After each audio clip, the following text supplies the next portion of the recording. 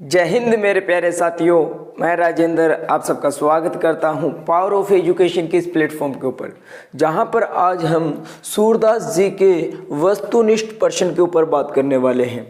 इनके हमने जीवन परिचय पर बहुत अच्छी तरीके से बात की थी और बहुत अच्छी तरीके से आपने उस पर प्यार दिया।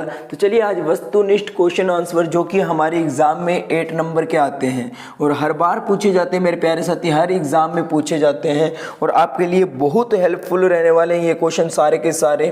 तो चलिए फर्स्ट क्वेश्चन क्या कहता है कि सूरदास जी का जन्म कब माना जाता है। देखिए कब माना जाता का मतलब क्या है कि इनका जन्म है ना अलग अलग विद्वानों ने अलग अलग समय बताया या अलग अलग विद्वानों ने अलग अलग समय बताया। कोई किसी समय को मानता है, कोई किस समय को, ठीक है। लेकिन इन्होंने इस बुक के अंदर क्या दिया है कि सूरदास जी का जन्म 1535 को माना जाता है। कब माना जाता है? 1535 को। सूरदास जी का जन्म स्थान किसे माना जाता है? सूरदास जी का जन्म स्थान सिही नामक गांव हरियाणा में बल्लभगढ़ के पास पड़ता है भैया, इसको माना जाता है। वैसे अलग अलग विद्वानों का इनके स्थान से लेकर भी बहुत से मतभेद है। क्या है? मतभेद है। कोई किसी जगह को मानते हैं, कोई, मैंने जीवन परिचय में सब कुछ बताया है, ठीक है मेरे प्यारे साथी। सूरदास की प्रमुख रचना का क्या नाम है? सूरदास की प्रमुख रचना का नाम क्या भैया? सूरसागर है। वैसे इसकी और भी रचनाएं थी, सूरसावली भी थी, ठीक है, साहित्य लहरी, ठीक है मेरे प्यारे साथी। लेकिन यहाँ पर कौन सी? सूरसागर है। सूरदास की मृत्यु कब हुई थी? तो सूरदास जी की मृत्यु 1640 विक्रमी में हुई थी, ठीक है। विक्रमी ध्यान रखना, 1640 सन ईस्वी मत लगाना, विक्रमी लगाना होगा आपको, ठीक है मेरे प्यारे साथी। और आगे चलते हैं। क्वेश्चन नंबर 5 क्या कहता है कि सूरदास जी किस काव्य का, देखो सूरदास का काव्य किस भाषा में रचित था?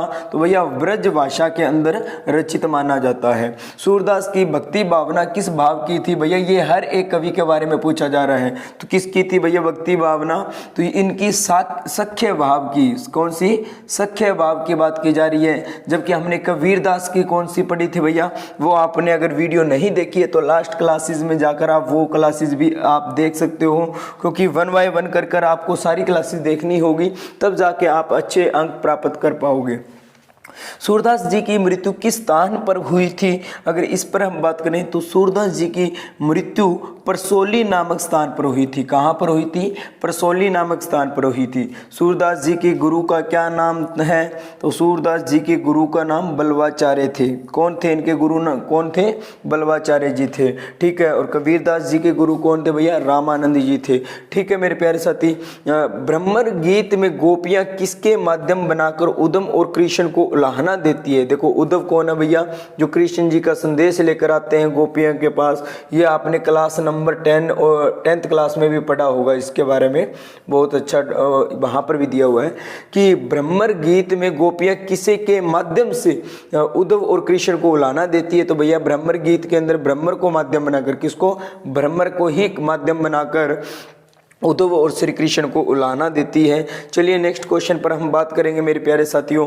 नेक्स्ट क्वेश्चन क्या कहता है कि गोपियों ने उद्धव को निर्गुण ईश्वर की उपासना न कर सकने की अपनी कौन सी विवशता बताई है? तो गोपियों ने कहा कि उनका मन उनके पास नहीं है, वह तो श्री कृष्ण के पास चला गया था, इसलिए वे निर्गुण ईश्वर के हैं। तो चलिए मेरे प्यारे साथियों, बीच बीच में आपको एक नंबर दिख रहा है यहाँ पर। इस नंबर का क्या मतलब है कि अगर आप PDF चाहते हो, नोट्स चाहते हो, वो भी क्या बिल्कुल फ्री ऑफ कॉस्ट, यानी जिसकी कोई भी रुपीज़ नहीं लगेंगे, आपको बिल्कुल फ्री में प्रोवाइड करवाए जाएंगे। भैया ये मेरा व्हाट्सअप नंबर है, यहाँ पर आप मेरे को पर्सनली क्या कर सकते हो? मैसेज कर सकते हो और कह सकते हो गुरुजी हमें क्या चाहिए? हमें PDF चाहिए, ठीक है मेरे प्यारे साथी। तो आपको PDF दे दी जाएगी। चलिए नेक्स्ट और आगे बढ़ते हैं मेरे प्यारे साथी। जो भी मेरे पास अब तक अवेलेबल है, जितनी सारी की सारी आपको PDF दे दूंगा, ठीक है। नेक्स्ट अगर हम बात करें तो सूरदास ने ईश्वर की सगुण लीला के पदों का गान क्यों किया? अगर बात की जाए तो ब्रह्मा की उपासना, यानी क्योंकि निर्गुण ब्रह्मा की उपासना दुसांदेह है। क्या है? दुसांदेह है। देखो रूप रेख गुण जाति जुगति बिनु निरालम कित धावे में कौन सा अलंकार है? भैया एक चीज बता दूं आपको, अलंकार का टॉपिक बहुत अच्छे से कर लेना। एक क्वेश्चन एग्जाम में अलंकार से संबंधित दिखेगा ऐसा, ठीक है। और मेरे को जैसे भी टाइम लगा मैं आपको एक अलंकार का टॉपिक जो है वो अलग से ही करवा दूंगा, ठीक है। कहता है जी कौन सी? काव्यलिंग अलंकार। कौन सा? काव्यलिंग अलंकार का प्रयोग हुआ है। प्रभु अपने भगत के छोटे से गुण को किसके समान बड़ा मानते हैं? प्रभु अपने भगत के छोटे से गुण को सुमेरु पर्वत के समान, कौन किसके? सुमेरु पर्वत के समान मानते हैं भैया। भ्रमर गीत के रचयिता का नाम लिखिए। तो भैया अभी हम पढ़ ही रहे हैं जिसके बारे में, सूरदास जी ही है। सूरदास जी किस काव्य धारा के कवि माने जाते हैं? तो सगुण काव्य धारा के माने जाते हैं। किसके भैया? और कबीरदास जी कौन सी काव्य धारा के थे? तो संत काव्य धारा के थे। ठीक है मेरे प्यारे साथी, याद रख लेना दोनों को। तीसरी बात की जाए, ये किसके हैं भैया? ये आपके आगे बात की जाए नेक्स्ट क्वेश्चन के ऊपर हम बात करेंगे। सूरदास जी के बारे में होगी। सूरदास के अनुसार भगवत भजन के बिना मानव क्या करता है? भगवत भजन के बिना मानव व्यर्थ में जन्म गवा बैठता है। भैया कहते हैं बेकार। व्यर्थ का मतलब क्या होता है? बेकार। कहता है बेकार में ही अपना जीवन गवा बैठते हैं।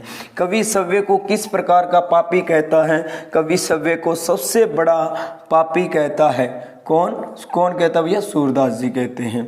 बदिक शब्द का प्रयोग किसके लिए हुआ है? बदिक शब्द का प्रयोग वाल्मीकि ऋषि के लिए प्रयोग किया गया है। किसके लिए? वाल्मीकि ऋषि के लिए। जहाज का पक्षी उड़कर कहाँ वापस लौट कर आता है? तो जहाज का पक्षी उड़कर वापस जहाज पर ही आता है, ये सूरदास जी कहते हैं। इस जहाज का मतलब क्या है तो आपको बता दूं मेरे प्यारे साथी, जितने भी प्रसंग हैं आप लास्ट क्लासेज में जाकर देख सकते हो, जीवन परिचय कर देख सकते हो, अच्छे तरीके से एक्सप्लेनेशन की हुई है। कामधेनु शब्द किसके लिए प्रयुक्त किया गया है? तो कामधेनु शब्द भगवान श्री कृष्ण के लिए प्रयोग किया गया है। भैया किसके लिए? भगवान श्री कृष्ण के लिए प्रयोग किया गया है। और आगे बढ़ेंगे हम इसी के साथ में मेरे प्यारे साथी। ठीक है, मजेदार क्वेश्चन है एक तरीके से भैया, पढ़ने में भी मजा आ रहा है और आपके एग्जाम में भी पूछे जाएंगे। कहता पावन गंगा को छोड़कर कुआं खुदवाने वाले व्यक्ति को कवि ने क्या कहा है? तो उत्तर में बात करेंगे पावन गंगा को छोड़कर कुआं खुदवाने वाले व्यक्ति को कवि ने मूर्ख कहा है। भैया क्या कहता है कि वो व्यक्ति क्या भैया? मूर्ख है। अगर जिसने किसको छोड़कर भैया? जिसने पावन गंगा को छोड़ दिया और कुआं खुदवाने में तुल गया, यानी बहती गंगा का पानी छोड़ा और क्या बनवाने लग गया भैया? क्या बनवाने लगा? कुआं का पानी पीने लग गया। 9 निधियां कौन कौन सी है भैया? 9 निधियां कौन कौन सी है ये आपने बताना है। कहता है जी पद, महापद, शख, मकर, कच्छप, मुकंद, नील, कुंद, खर्व। ठीक है, ये आपकी 9 क्या भैया? निधियां हैं जिनको आपको याद रखना है। सूरदास की कोई 2 रचनाओं के नाम बता दीजिए। तो भैया मैंने अभी बताया था साहित्य लहरी और सूरसागर, याद रख लेना। वंदन सरोरूह में कौन सा अलंकार है? तो भैया रूपक अलंकार है। वंदन सरोरूह में कौन सा अलंकार है? रूपक। और मैंने अलंकार के बारे में आपको बताया ये मेरे प्यारे साथी कि अलंकार का टॉपिक मैं आपके लिए अच्छे से एक्सप्लेनेशन करूंगा, एक पूरा टॉपिक लेकर आऊंगा। ठीक है, मणियों तथा सोने से जड़े हुए नंद के आंगन में बालक श्री कृष्ण क्या पकड़ने के लिए भागते हैं? तो मणियों तथा सोने के जड़े हुए नंद के आंगन में बालक श्री कृष्ण अपने मुख के प्रतिबिंब को पकड़ने के लिए। प्रतिबिंब मतलब क्या भैया? उनके अपना ही मुख क्या है? परछाई में दिखता है ना, जिस तरीके से खुद का मुंह या कोई शीशे के अंदर दिखता है प्रतिबिंब भैया, यानी खुद की तस्वीर दिखना एक तरीके से, उसी को पकड़ने के लिए, अपने मुख को पकड़ने के लिए दौड़ते हैं। साहित्य लहरी के लेखक का नाम क्या भैया? तो आपको पता ही है सूरदास जी ही है। ठीक है, यशोदा बालक श्री कृष्ण को किस प्रकार दूध पिलाती है? तो यशोदा बालक श्री कृष्ण को आंचल से ढककर दूध पिलाती है। किससे ढककर? आंचल से ढककर। शोभा सिंधु में कौन सा अलंकार है? तो भैया रूपक अलंकार है। कौन सा? रूपक अलंकार है। शोभा सिंधु में कौन सा है? तो रूपक। भैया जो ना आए ना वहां रूपक लगा देना यार, इनके अंदर पूरे में रूपक बहुत बार आए हैं।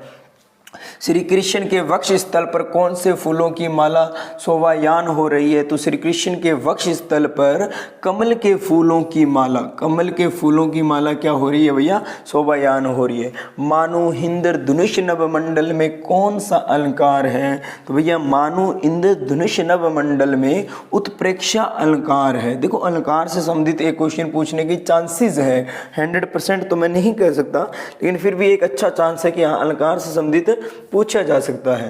कहता है राधा और श्री कृष्ण किस वृक्ष के नीचे प्रेम क्रीड़ाएं करते थे? भैया कौन सा वृक्ष था? तो तमाल वृक्ष था। कौन सा था मेरे प्यारे साथी?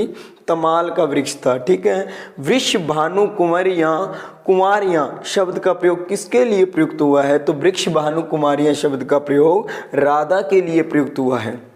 राधा ने श्री कृष्ण की भुजा कहाँ पर रखी है?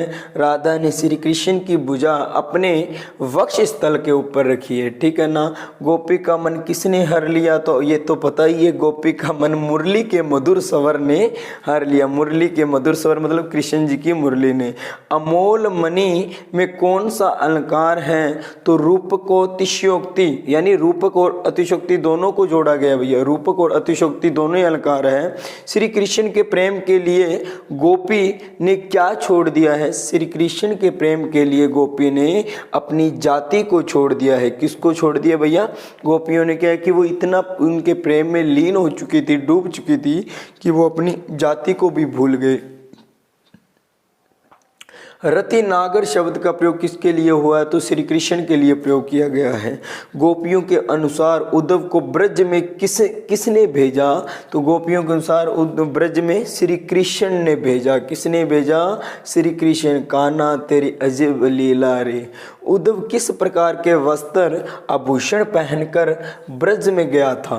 तो कौन से वस्त्र पहनकर भैया? वृख एवं आभूषण पहनकर। कौन से? वृख एवं आभूषण पहनकर गया था। गोपियों के अनुसार योग के अंगों की साधना करने वाले किस देश में रहते हैं? योग के अंगों की साधना करने वाले काशी में रहते हैं। कहाँ पर रहते हैं भैया? काशी के अंदर रहते हैं। गोपियों का मानना है कि कहाँ रहते हैं?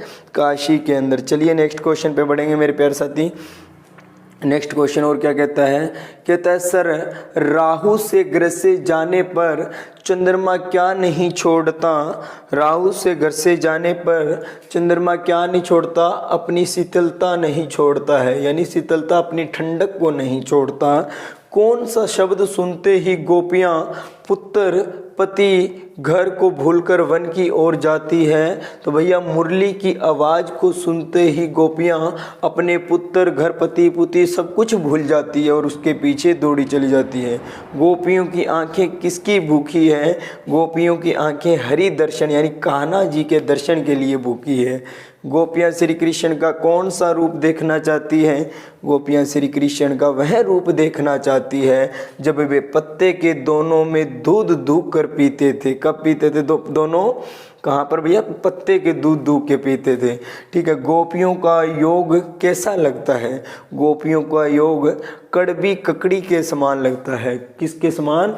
कड़वी ककड़ी मतलब खारी ककड़ी खाकर देखी है क्या? उसके समान। गोपियों के लिए श्री कृष्ण के बिना लता कुंज किसके समान है? गोपियों के लिए श्री कृष्ण के बिना लता कुंज शत्रु, यानी शत्रु मतलब भैया दुश्मन, दुश्मन के समान है। किसके समान है? दुश्मन के समान है, ठीक है। नेक्स्ट, श्री कृष्ण के वियोग में गोपियों की आंखें किस रंग की हो गई है? तो श्री कृष्ण के वियोग में गोपियों की आंखें गूंजा के रंग की हो गई। भाई ये कौन सा रंग होता है? काला हमने देखा, लाल हमने देखा, पीला देखा, गूंजा रंग कौन सा होता है? ये तो नहीं देखा। चलिए नेक्स्ट और बात करेंगे मेरे प्यारे साथी। कहती गोपियां सव्य को सच्ची विराहणी क्यों नहीं मानती?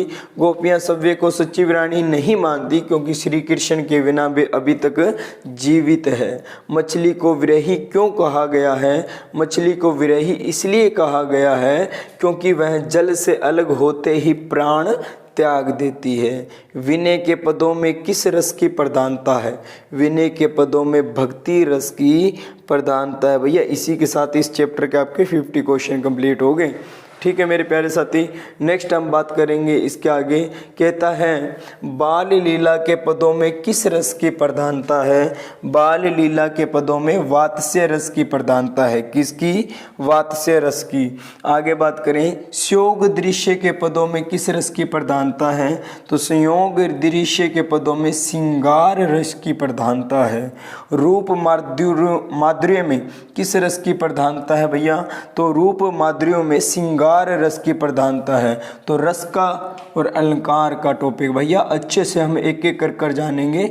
अभी तो इस चलती क्लास के अंदर इन चीज़ों पर ज़्यादा बात करेंगे तो लंबी क्लास जाएगी, इस पर अभी बात नहीं करेंगे। इसी के साथ मेरे प्यारे साथी आपका सूरदास जी का ये टॉपिक बहुत प्यारा सा टॉपिक था, इसी के साथ इसका भी कंप्लीट हो जाता है। लास्ट में आपके लिए बस थैंक्स ही लिखा हुआ है। और जाते जाते पावर ऑफ एजुकेशन की इस वीडियो को अगर आपने पसंद किया थोड़ा सा तो वीडियो को लाइक करके जाना। चैनल पर पहली बार विजिट किया है तो चैनल को सब्सक्राइब करके जाना। मिलेंगे नेक्स्ट क्लास में, तब तक हंसते रहो, मुस्कुराते रहो। जय हिंद, जय भारत मेरे प्यारे साथी।